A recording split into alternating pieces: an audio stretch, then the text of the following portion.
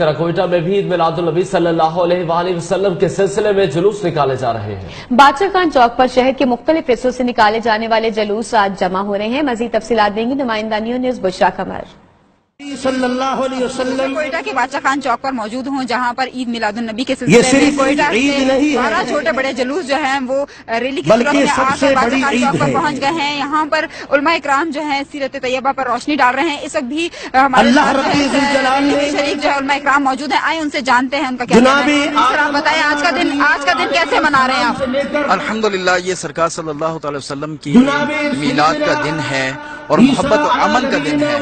और सरकार सल्लल्लाहु अलैहि वसल्लम की अमन और मोहब्बत जो है हमारे दुनियावी और उखरवी लिहाज से हमारे लिए निजात का जरिया है। अल्हम्दुलिल्लाह, ये पुरअमन जुलूस होता है और उन लोगों की हौसला शिकनी होती है जो हमारे मुल्क को गैर इस्तेकाम करने की कोशिश कर रहे हैं और जो हमारे इदारों को कमजोर करने की कोशिश कर रहे हैं। उनके लिए अल्हम्दुलिल्लाह ये हौसला शिकनी है। अल्हम्दुलिल्लाह, आप देखें कि जहाँ तक नजर जा रही है उस तक हमारे मिलाद शरीफ का जुलूस ही है। अल्हम्दुलिल्लाह, ये इन बातों का सबूत है कि उन लोगों से तंग आ चुके हैं और सिर्फ सरकार सल्लल्लाहु अलैहि वसल्लम की सीरत को अपनाने की कोशिश कर रहे हैं। आप सुन रहे हैं कि यहाँ पर उलमा इकराम जो मौजूद हैं वो यहाँ पर जुलूस